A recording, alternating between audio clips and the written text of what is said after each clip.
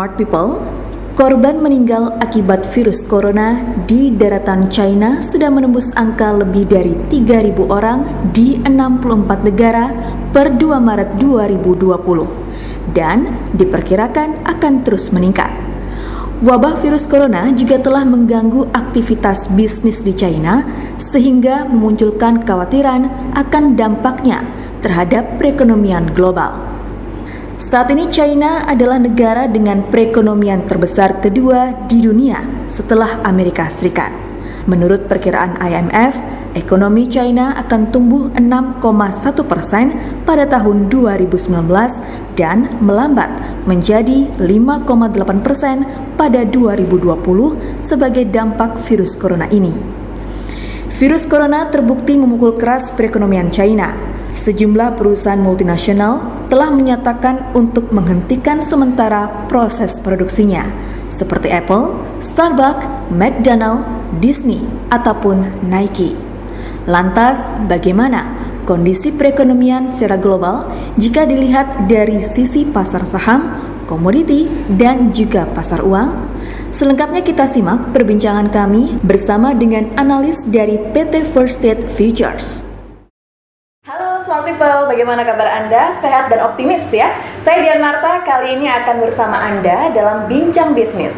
Dan sudah hadir bersama saya, kali ini ada analis dari PT First State Futures. Ada Bapak Azhar. Selamat pagi Pak. Selamat pagi. Apa kabar Pak? Baik. Halo Smart People, selamat pagi semuanya. Oke, langsung aja nih Pak. Seperti yang kita ketahui nih ya, belakangan ini itu ada wabah virus corona yang saat ini sedang merajalela deh kayaknya ya, sedang berkuasa sepertinya begitu. Nah, sejauh ini bagaimana sih Pak dampaknya terhadap perekonomian secara global? Sebagai analis, Bapak mungkin bisa menjelaskan kepada kami sebagai orang-orang awam di sini Pak? Ya, memang virus corona ini ya untuk di sektor keuangan dan seluruh informasi yang ada pada saat ini memang cukup ya mempengaruhi dari beberapa sektor ya. Dari kalau kita lihat virus ini kan sudah mulai timbul ini semenjak di Januari ya. Di Januari, memang di Desember akhir itu, dan penyebarannya kurang lebih di Januari kalau nggak salahnya di Januari sampai dengan saat ini. Dan memang penyebaran itu sangat cukup cepat dan sangat mempengaruhi dari setiap negara, karena Cina ini kan juga salah satu negara yang bisa dikatakan perekonomian terbesar nomor 2 di dunia setelah Amerika. Nah, otomatis ini akan sangat mempengaruhi dari seluruh beberapa negara ya, bisa dikatakan kalau kita bilang ini virus yang mempengaruhi global. Jadi bisa dikatakan kita berdoa semuanya supaya virus ini juga sudah tidak ada lagi, mudah-mudahan ke depannya nanti dan orang-orangnya juga sehat kembali. Dan juga di dalam perekonomian juga bisa membantu untuk memulihkan karena perekonomian cukup bisa dikatakan sangat-sangat berpengaruh pada saat ini. Oke, sangat terpukul ya Pak? Sangat terpukul seperti itu. Oke, kemudian Pak, kalau misalnya dengan pasar saham secara global, karena mengingat ada banyak sekali perusahaan-perusahaan besar, misalnya dari Amerika juga, itu ada pabrik di China. Ini bagaimana nih Pak? Ya, yang kita tahu dari berita yang ada pada saat ini ya, khususnya di beberapa saham-saham Amerika yang besar ya, di food and beverage ya, yang berhubungan dengan makanan, mungkin dengan juga yang berhubungan dengan teknologi yang kita dengar seperti Apple ya, seperti McDonald's, seperti Starbucks, seperti itu. Memang ada pengaruh yang cukup besar karena gerainya khususnya beberapa toko dia yang ada di Cina itu juga cukup sangat banyak. Contohnya kalau tidak salah informasi yang diberikan yang ada saat ini seperti Starbucks atau McDonald's itu memiliki 3.000 gerai. Bayangkan itu dia tutup untuk sementara. Itu di seluruh China yang ditutup ya Pak ya? Ya, saya infonya seperti itu. Tapi untuk sementara saja. Kita melihat perkembangan yang ada saat ini karena jumlah ya, karena virus ini kan juga mempengaruhi ya dari mungkin aktivitas orang untuk keluar itu juga berpikir lebih untuk mungkin nongkrong. Kalau dulu kan zamannya anak-anak muda misalnya Starbucks, McDonald's itu kan memang lebih family dan lebih ke anak-anak muda nongkrong. Nah, untuk saat ini mereka konsentrasi untuk bagaimana menyelesaikan mudah-mudahan musibah yang ada saat ini untuk virus tersebut. Jadi konsentrasi bisnisnya saham-saham saya rasa berpengaruh juga ke sana. Karena otomatis itu kan apa ya, kalau kita bilang sirkulasi bisnis yang ada di salah satu negara yang cukup banyak gerainya, pasti berpengaruh besar juga buat mereka. Saham-sahamnya juga pasti ada koreksi-koreksi. Oke. Baik, bagaimana kalau dikaitkan dengan emas nih? Emas yang katanya ini adalah salah satu instrumen investasi safe haven.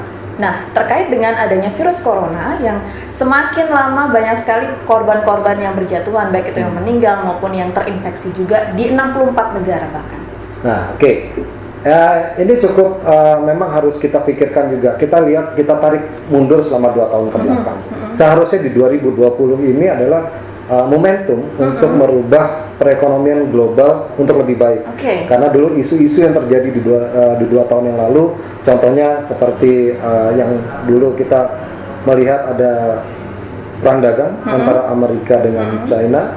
Nah, itu kan juga orang lagi mencari, berharap di tahun 2020 ini ada pemulihan. 2018 ya, Pak ya? Iya, betul. Terus yang kedua itu tentang Brexit yang sudah selesai kemarin, tapi pemulihannya semuanya ini berharap di tahun 2020 lebih menarik lagi.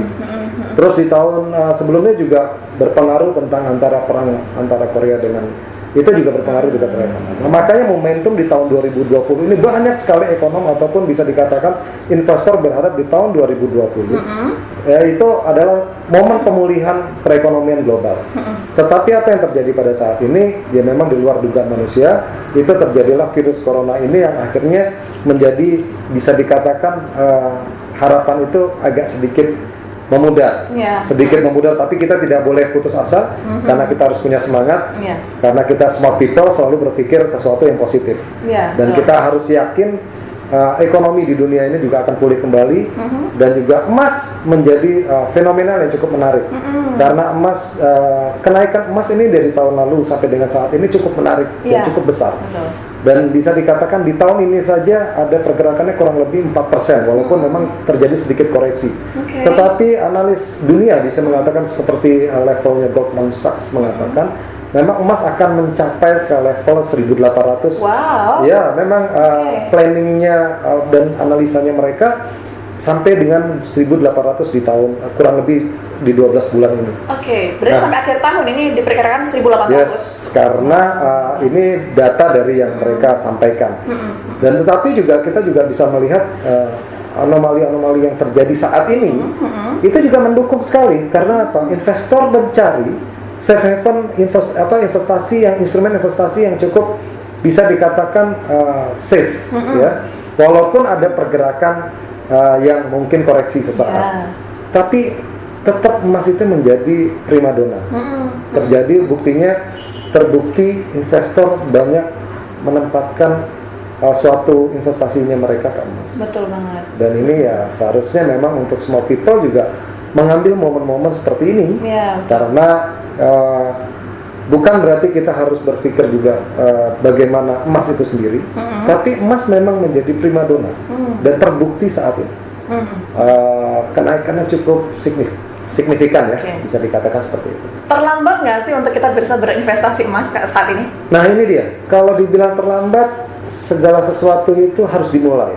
Jadi tidak ada kata terlambat sebenarnya. Lebih baik terlambat daripada enggak, gitu. Betul, karena di dunia bisnis kita ini, ya maaf, di First State khususnya di First State Futures ini memiliki 2 arah sistem. Ya, jadi kalau dibilang terlambat itu tidak ada kata terlambat. Nah, tergantung kembali lagi ke keyakinan kita dalam suatu investasi. Investasi itu untuk jangka panjang atau jangka pendek, kembali lagi ke investor itu sendiri.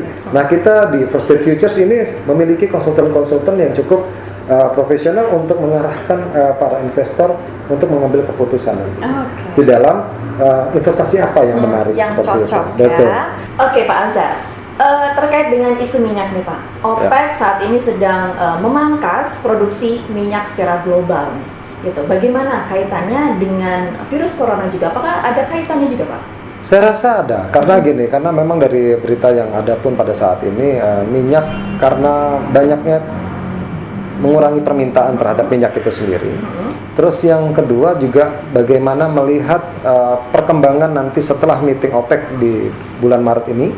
Nah, kita juga yang terjadi pada saat ini investor juga wait and see untuk keputusan OPEC nanti, dan perkembangannya untuk minyak ini ada kemungkinan masih bisa rebound di level 5 sampai dengan 6%, karena minyak dulu pernah menyentuh level kurang lebih tertingginya di level 70, dan saya rasa masih oke lah untuk sekarang kita ambil momen, karena bagaimanapun smart people pasti bisa melihat kesempatan ini untuk menjadi poin bagaimana kita menilai suatu kesempatan. Saya rasa itu.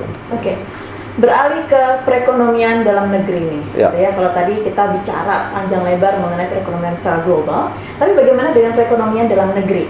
Terkait juga dengan pasar saham dalam negeri, kemudian rupiah, itu bagaimana? Terkait juga, ini kan ada virus corona ternyata juga sudah masuk nih ke Indonesia. Dengan adanya virus corona ini sangat berpengaruh terhadap Indonesia di dunia pariwisata. Bayangkan pariwisata kita ini di Indonesia menyumbangkan untuk devisa negara cukup besar. Nah, ini juga sangat berpengaruh ke perekonomian kita otomatis.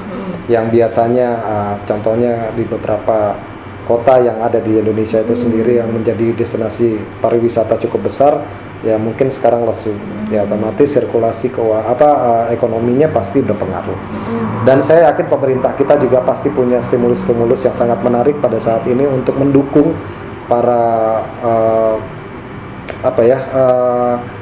pengelola pariwisata ini. Dan kita juga dengar di Indonesia yang umroh ya, karena Indonesia ini adalah negara yang cukup bisa dikatakan pengirim jamaah umroh terbesar juga di dunia. Nah, ini juga ada penutupan pengaruh juga terhadap destinasi untuk menuju ibadah umroh ini, juga berpengaruh juga ke perekonomian, khususnya ke travel. Nah, mudah-mudahan ini tidak terjadi lagi untuk ke depan. Dan untuk sahamnya di Indonesia memang bisa dikatakan agak sedikit merah ya. Aduh, ini mudah-mudahan ini kayak PR deh. Makanya mudah-mudahan dengan isu-isu yang ada terjadi saat ini ataupun reality yang terhadap virus ini bisa mendukung perekonomian Indonesia ke depan lagi, karena kita yakin presiden kita juga masih yakin, dan ekonomi Indonesia juga yakin ini akan menjadi tolak ukur ke depan lebih baik. Karena kita berukur dari tahun 2019 perekonomian kita global perkembangannya 5%, lebih dari 5%. Memang ada ketakutan nanti akan di tahun 2020 ini dengan adanya virus corona ini mungkin akan menghambat perkembangan ekonomi kita mungkin di bawah 5%. Mudah-mudahan itu tidak terjadi, dan kita smart people berdoa bersama optimis Indonesia terhindar dari virus tersebut, dan seluruh dunia juga terhindar, dan juga perekonomian kita juga akan lebih baik. Dan yang kembali lagi tadi selalu positif berpikir. Baiklah. Terkait dengan rupiah nih, bagaimana? Rupiah kemarin juga sempat menguat nih. Gitu. Nah, bagaimana? Ya, karena ya itu kembali lagi, pemerintah kita ini cukup jeli untuk melihat ini semua, dan lagi pula investor kita juga melihat ini juga menjadi suatu kesempatan juga, karena rupiah kita ini cukup kuat karena selama ini memang produk-produk Indonesia ini yang menikmati banyak adalah orang-orang Indonesia itu sendiri. Terus yang kedua juga Indonesia ini para ahli ekonominya juga melihat kesempatan ini menjadi kekuatan untuk rupiah kita.